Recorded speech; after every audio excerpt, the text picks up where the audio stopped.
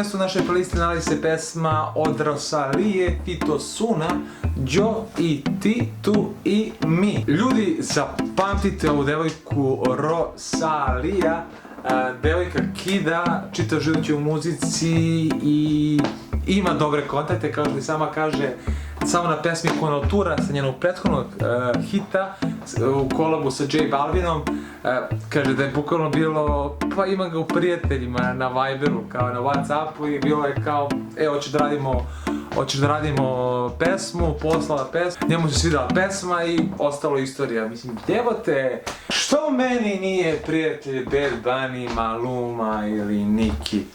Maki, imam pesmicu, da. Hoćeš da radimo kolab? Biće lud, vrh, ajde pa se vidi, ajde, ćao.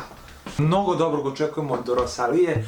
Što se tiče Osune, kao što sam rekao s početka videa, zamalo da ga zamrzim, međutim ostao bi u lepom sećanju zbog pesama La Rompe Corazones sa Daddy Yankeejem, međutim meni je ostao ultra mega giga hit pesma sa Nati Nataša, Kriminal.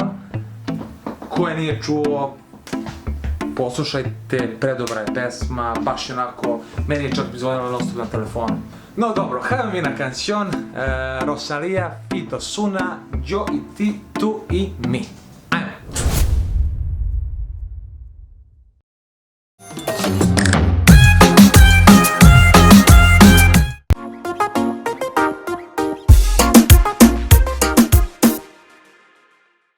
I to je bilo to.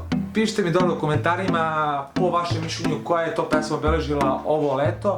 Lajkujte, šerujte i subscribeujte se da postanete deo Latino familije. Do sljedećeg viđenja, džuskajte, pevajte, fođajte se, budite srećni, nasmijani, a do tada hasta pronto.